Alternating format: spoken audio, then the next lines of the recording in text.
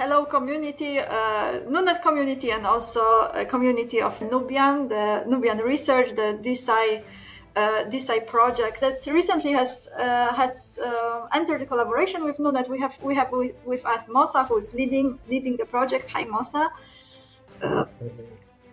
I thought to invite you just for a short chat for all our people in our communities to get to know about the other community basically and about what we are up to in our collaboration. So would you be able to introduce what's your intention with your community and with your project? What are you doing, guys? Again, first of all, thank you for having me, and thank you for the good work that you do on it. And I would say, yes, like M mentioned, Nubian Research is a decentralized science project.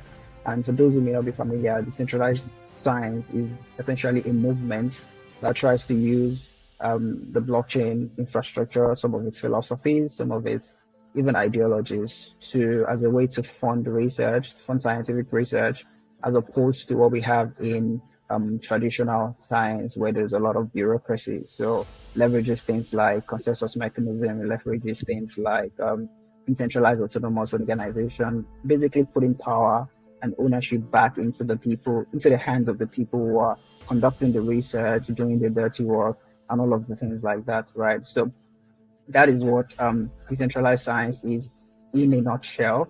And decentralized science Nigeria, now called Nubian Research, initially started at the time that we started the project in late 2024, I was working in a decentralized science community.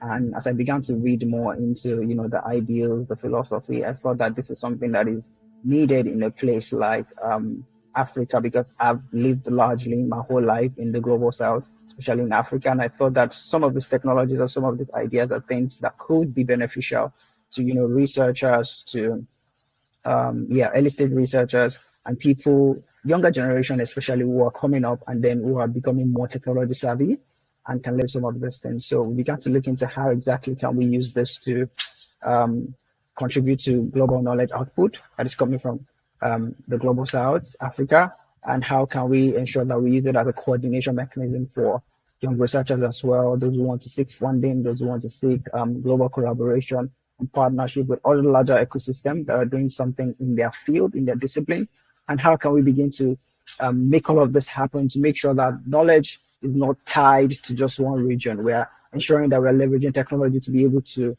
create some balance and connect people to what is going on outside in the world there. So that was how the project started.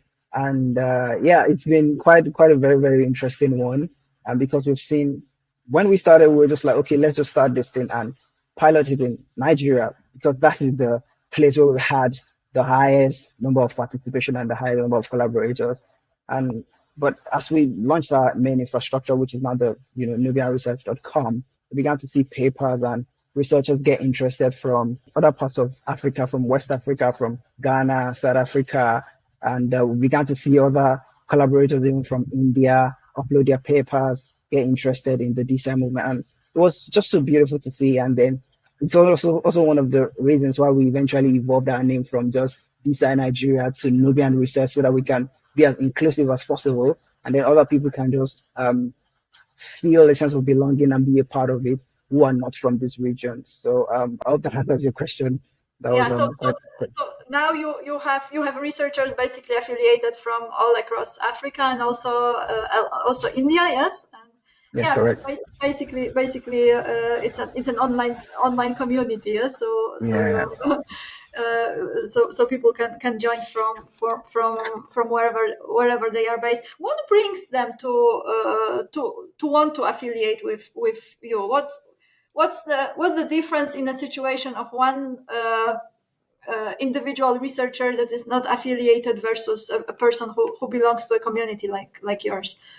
So I would say what brings them to affiliate with us is because of the way traditional research or science has been done up until now, right? And the big difference in that is because over the last, say, 100 years plus, we have basically done research the same way. Like a group of people manage a set of researchers and then they decide who gets funded, what gets funded, when it gets funded. But over the last 100 years, we would also observe that the population of the world has grown way beyond that. We have more researchers, we have more educators, we have a lot of that. And then also the problems that we're facing 100 years ago are not the same problem that we're facing now.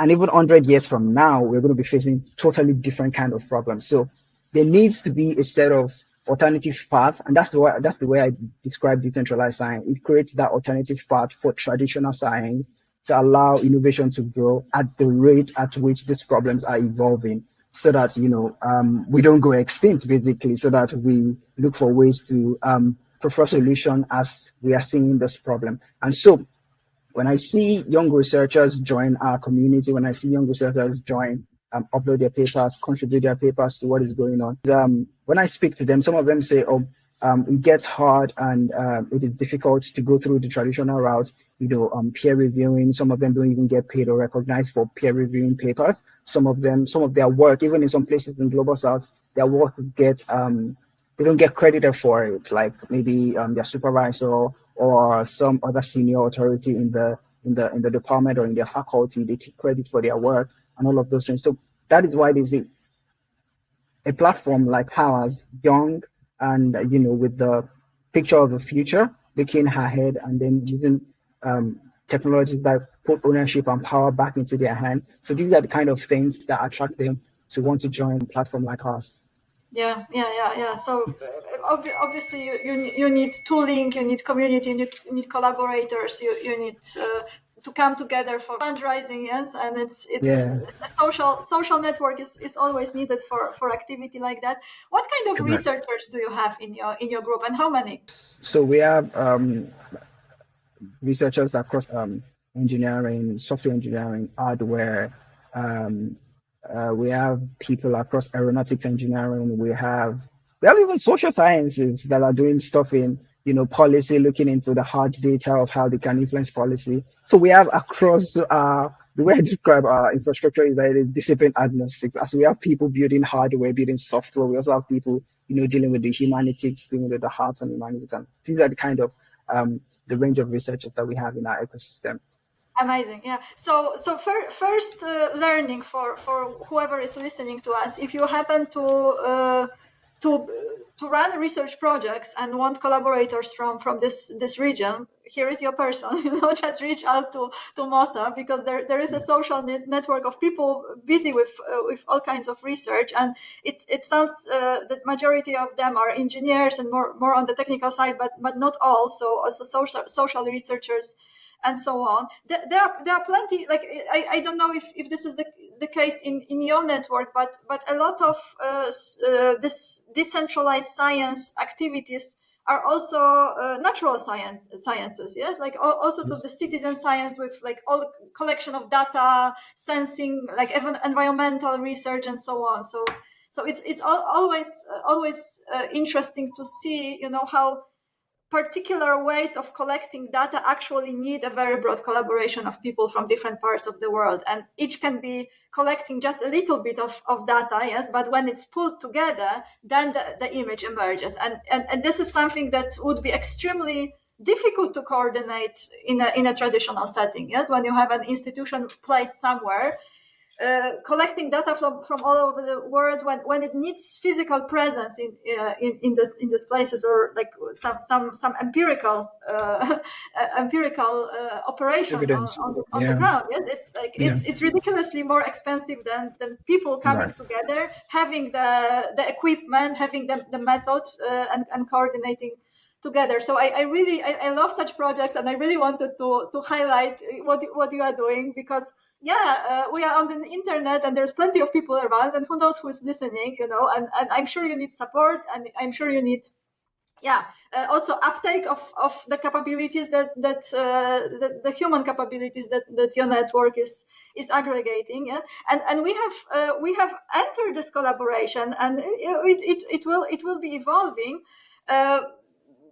because of the alignment of the mission statements, basically. Yes, so NuNet's core idea is making computing resources available to people who want to do their own things in different configurations. Yes, and may have projects and ideas and needs that are just simply not really within this mainstream way of doing things. Yes, because mainstream things of doing things is like on the scientific side it's like conventional institutions. Yes, on the business and tech side is big tech, like big budgets and and there is a lot of that in the world, but the world is much broader and wider, and there are many different people doing many different wonderful things. Yes, so and networks of researchers collaborating on such platforms and in such configurations.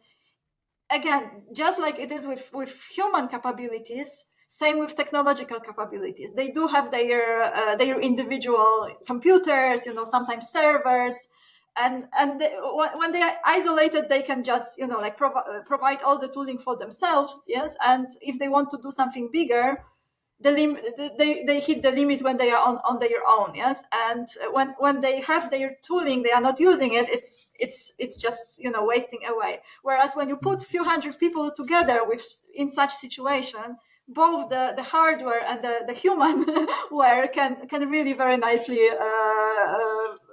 organize. Yes, and whoever needs something can pull it from the others, and the entire economy can stay within the network, and people rewarding each other for the resources. It's also economically attractive. So that's our idea for NuNet in general, and I'm extremely happy that networks like yours can be using it and can also use this as one of the layers for your organization.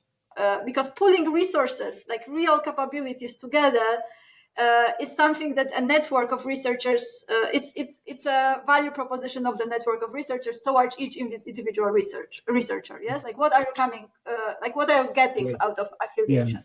We are doing this together, that together. We have different layers of organization. So we are adding one more, yes, to the cake, one more layer, and keeping our fingers crossed that it will be used for real interesting work and learning about the world, and people pursuing their interests and their passions and becoming better and better researchers, and finding ways of collaboration and also economic coordination that is alternative. Yes, and it's sustainable and it's fun and it's peer-to-peer. Yeah, so that's where we are meeting.